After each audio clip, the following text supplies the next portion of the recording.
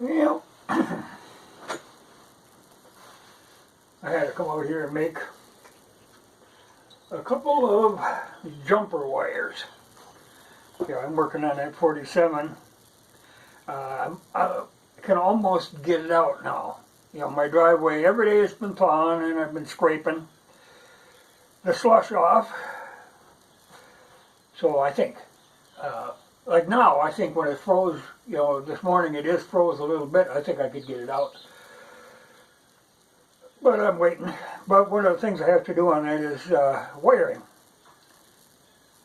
You know, I'm replacing a lot of that old wiring with, you know, I bought a bunch of that old cloth covered stuff.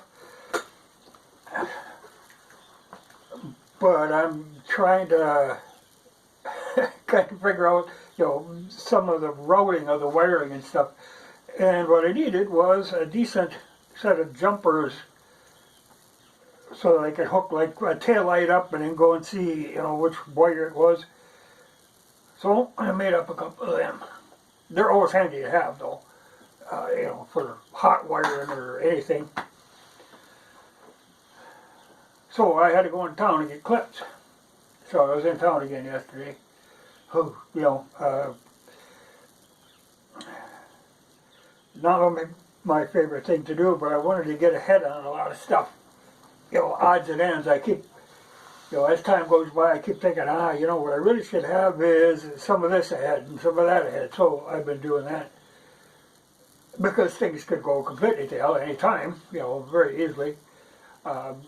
It's gradually, you know, there's a lot of stuff you can't get or is in very short supply. So I try to get ahead on that stuff. Stuff that I know I'll need, you know, because there are, I've been at this long enough where I know what I have to have on hand. So I've been building that stuff up. But I'm going to talk a little Ukrainian nonsense again. You know, it was a funny thing the other day.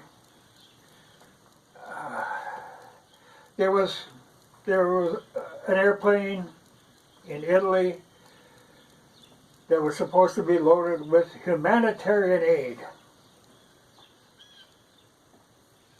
You know, it was going to fly into Poland and then this stuff would be trucked into Ukraine. Well, when the loaders went down there to actually load the cargo, they discovered it wasn't any humanitarian aid. It was all guns and ammunition and explosives. So good for them that they refused to load it. You know, if something is going as a humanitarian flight, it should not be sneaking in weapons, but we've done that for years, you know, into Ukraine. This has been going on a long time. But these guys refused to load it. They got a hold of the tower, and the tower was going to refuse clearance for the plane to take off. The dock workers heard about this, and so they had a little protest going on. You don't, you know, like the loaders were saying, you're putting their lives in jeopardy because if this thing is flying in weapons, this is a legitimate target. You're putting the people who unloaded at the other end in jeopardy. You know, it's just a bad idea from one end to the other. So I was glad to see they stood up for that. You know, this stuff probably went. They'd have to maybe get the military in there to load it, but I doubt if they gave up on it. You know, so I'm sure that stuff went in because.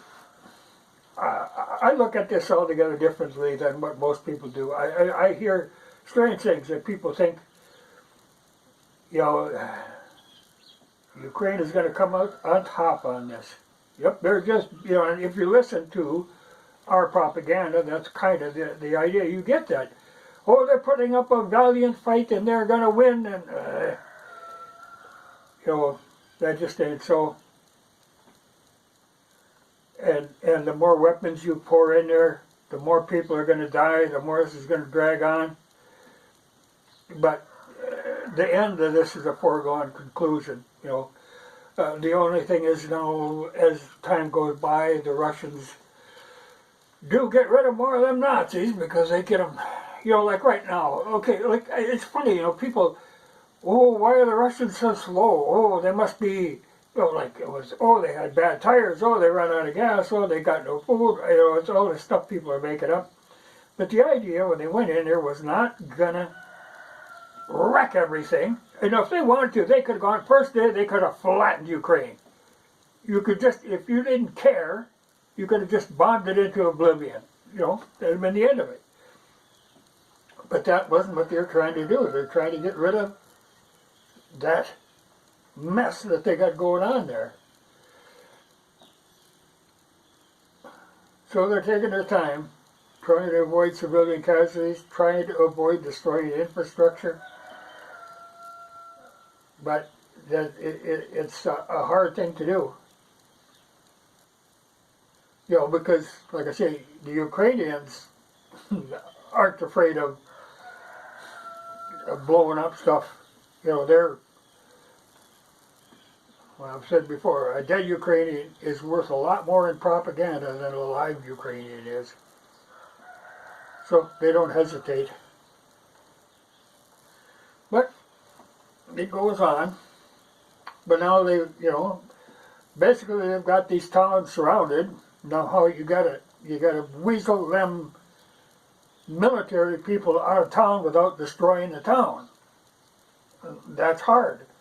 If they could get the civilians out of the way, but they don't really want to let the civilians go.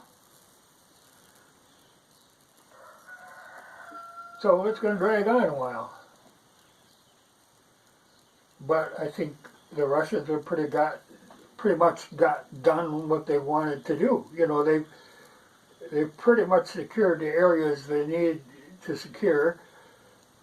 The Ukrainian military is pretty much just stuck in these towns. Now you just got to rout them out. Yeah, it's a funny thing. But it's going to only end one way. It can't, you can make it drag out, you can kill a lot of extra people, but in the end, it's going to end one way. But boy, we keep pumping that up. It's funny, like when people, they want to do a no-fly zone, and they did a survey. It was over like a third of the people here that they surveyed said they don't care, go in there, even if it leads to World War III, that's all right with them. Go ahead, That's insane.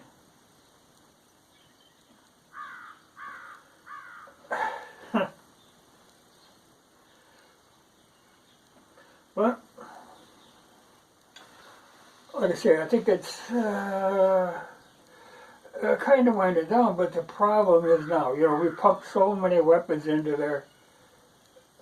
These are going to be a problem for so many years to come. How are you going to get rid of all that stuff? Like say, even in Afghanistan, when the Russians were in there and we were tormenting them and we were giving the tribesmen all them Stinger missiles. And for years after that, these Stinger missiles were turning up in all kinds of little terrorist incidents. You flood an area with them things and there's a market for them. So you're going to see a lot of that stuff on the open market for a long time. And it's funny because it's, where are they going to hit? Yeah, it's going to be in like Germany and France, and they're going to take the brunt of that. And all those automatic weapons, but just flood them in there. That's just insanity.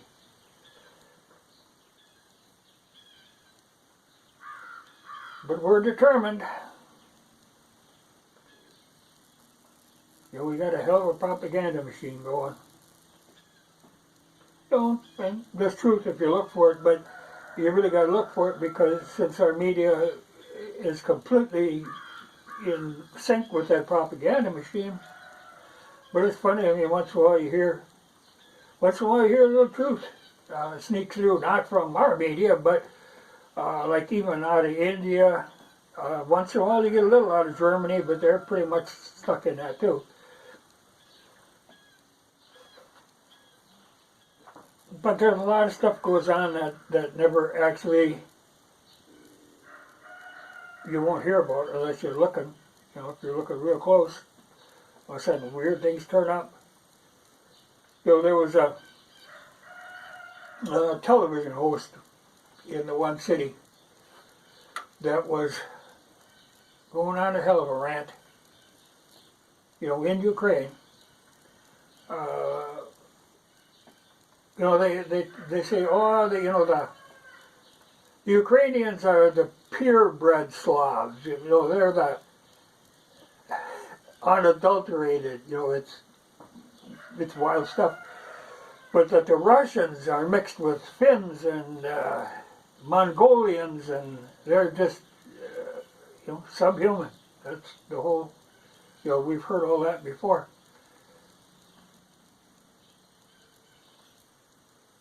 But the Ukrainians, they're pure. And the TV host was going on about that if you're a true Ukrainian, you will kill every Russian baby you can. It's the only way to send them out, is to kill every baby that you can. Now you think, okay, this is a wild, radical guy, you know, how could he say such a thing? But the station that he was saying this on is owned by the mayor of one of them towns, one of Lviv or something, you know. You know, this is policy. So it's nothing new. I mean, and if you look, you see all the stuff that that Azov battalion, what they've been up to. Boy, that's all familiar.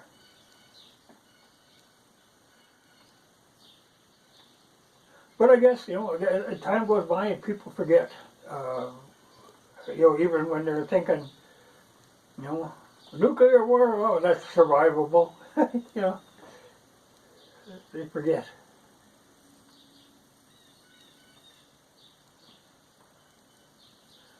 But what is it?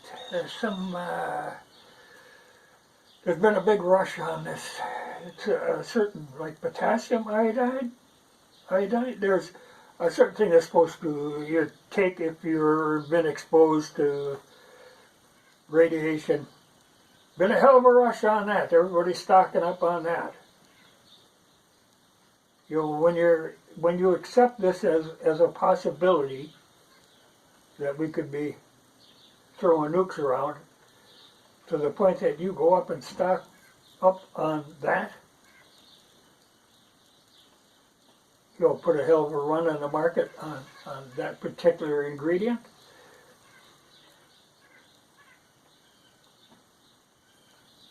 Yeah.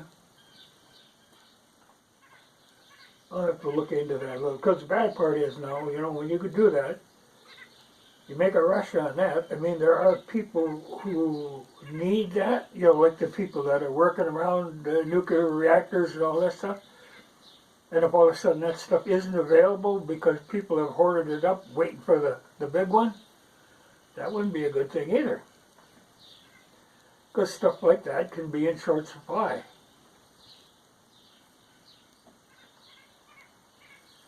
Oh well. Well, nice weather. Snow is just dropping like crazy. I'm finding things I haven't seen since last fall. You know, like a jack that I left someplace, got buried in snow. Oh, I found her now. You know, that sort of thing. Things always turn up. But it's funny, you know, now like the snow is dropping, but it'll only be 2 or 3 weeks. Burn weed will be coming up. That's the first thing in spring. Burn weed. You'll start greening. Because really we're kind of late in the year. You know, this has been a long winter. Normally by now, I've been over, out grading roads, like a couple times over the roads by now, is what I usually try to do. But we're that far behind, But like I say, it's coming quick now. And the chickens are laying eggs like crazy, which is a good thing. And I have to get one or two of them setting on eggs again.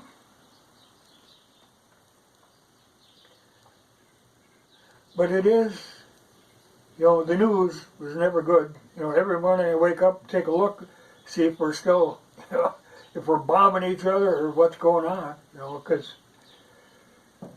it could easily happen.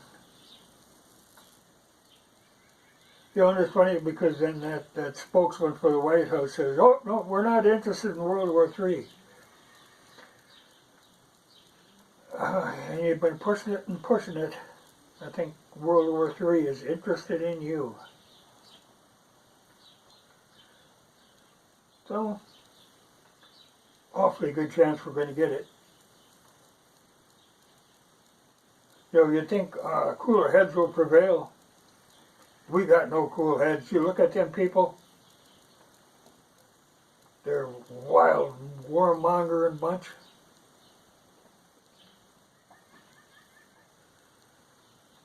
I only hope that if they start flinging nukes back and forth, they take out Washington right away. I want to see them gone. I want to see the mushroom cloud in the sky.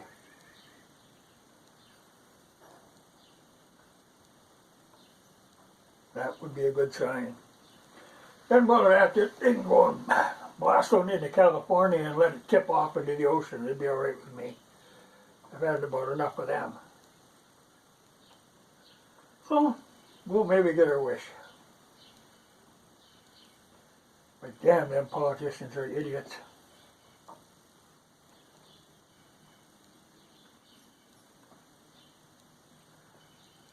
Normal people don't think like them. Normal people just want to get along, want to be able to trade with other countries. There's no reason for these conflicts, but we have got to the point where we have our economy based on selling military gear. And this is our chance to clean out the old inventory. So that's what we're doing. But at a hell of a cost to everybody else. You look at, like say after World War II, like Germany was nothing but rubble. It took forever to rebuild that. It's amazing that it can even be done, Same with Japan, It's hard to come back from something like that. People manage to, but that's a hell of a, when you even look at Ukraine now, some of that stuff, like I said, they tried to avoid knocking crap down. They could have, but they could have went in there and flattened her. But even what there is, it's a hell of a lot to rebuild. Nothing like what Germany was, though.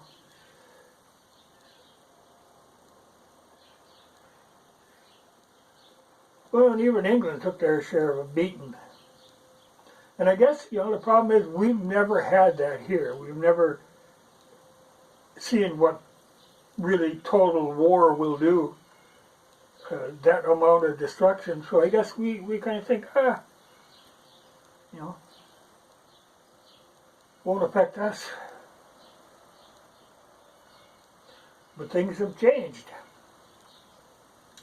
And we will be affected now. And people are going to sit there and say, well, how could this have happened? Look at the people you got running things. Look at the things that they say. The stupidest now, even, I don't know, like these people, the people in the EU now, like they had 3 of them got together with Zelensky, have this little meeting. And they're scheming up this idea that they need to put peacekeepers in. Well, you can't put peacekeepers in the middle of a conflict, because believe me, this is the middle of the conflict. There's no way that you could run somebody in and say that they're peacekeepers. But that's what they wanted to do. Well, then they would have to have some NATO people along to defend them. Well, okay, so now you got a three-party war. I mean, everybody would be shooting at everybody else. There's no way that this would be allowed. It's just not a doable thing. But they actually consider this as an option. You know, that's not a NATO thing. And why the EU thinks that they can use NATO as their military wing. You know, if they were going to run peacekeepers in there, it should have been done 7 years ago to try to enforce the Minsk Accords. And it can't be NATO. It would have to be UN. NATO has no business in there. It would have had to been UN. Even that can get a little touchy. You know, there's many places where UN peacekeepers get involved in some horrible squabbles, or otherwise they're there, but they actually don't get involved, or they can't get involved. They're restricted how much they can be involved. And when you're dealing with UN, it all depends on who's running the operation and whose troops are there. You know, it's a messy thing. I still think, you know, your best bet would have been Turkey. I'm glad to say they got Turkey a little more involved now.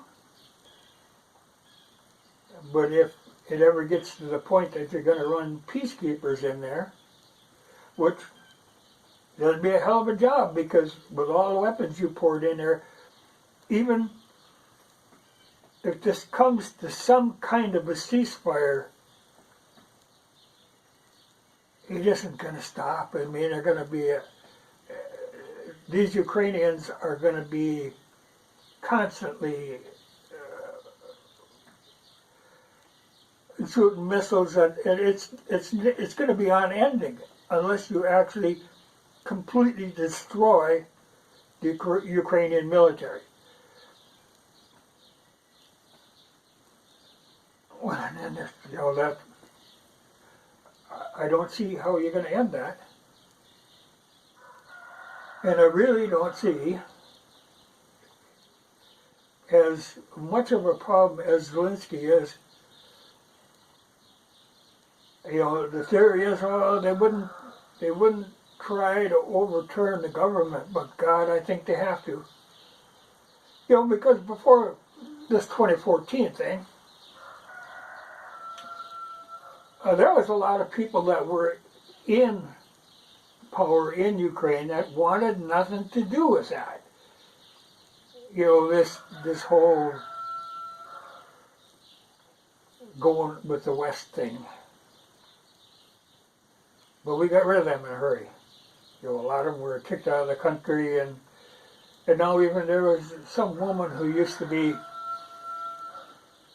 in their parliament or whatever, and so now she's back in the country trying to distribute humanitarian aid, and the Ukrainians got a hit out on her because of course she is now subhuman. You know, I guess, well, that's what they say about, you know, if you don't know history, you're doomed to repeat it, and I guess that's it. We were repeating that same stuff that went on. Just one generation removed, you think. But that's what you get when you don't teach actual history anymore.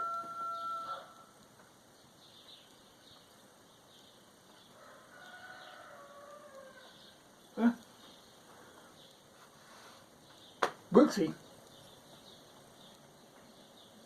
But I do. I wake up every morning and I think, okay, you think of what could have happened overnight. A lot could have happened. And one of these mornings it's going to be that way.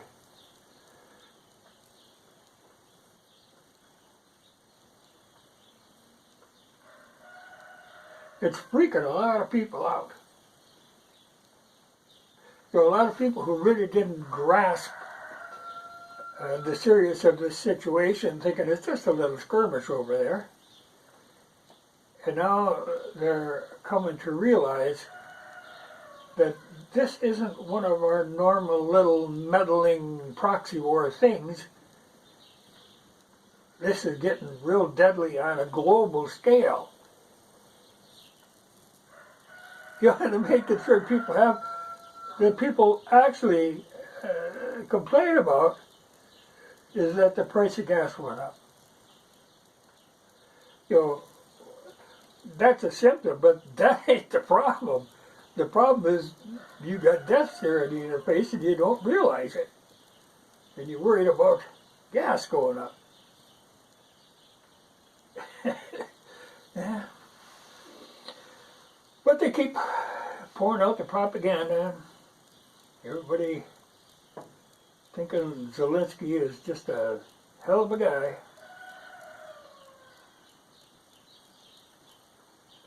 Well, at one time they thought Fauci was a hell of a guy. Well, at one time people thought Hitler was a hell of a guy. I remember when Lindbergh was, he thought the Nazis had it all together. They knew what they were doing. It's funny when you look at the people that are involved in this now, in this squabble. I mean, we're back. We are now allies with a lot of the people that we have fought horrible wars with. Now they're our allies. And now Germany says, whoop, we're going to have to increase our military. There is nothing like a German military buildup. History has showed us over and over again. But I don't know how it is that we got so tight in with the Nazis. Because despite what the propaganda tries to tell you, if you listen to what the Ukrainians are saying, oh, they're Nazis. They're all for it. I'm proud of it. And they've got a history of it. But it's too bad. I mean, it's just political parties that are doing it. It isn't, or it shouldn't be ordinary citizens. But you hit them with enough propaganda and they go for it. So there's a lot of people cheering the Ukrainians on to their death.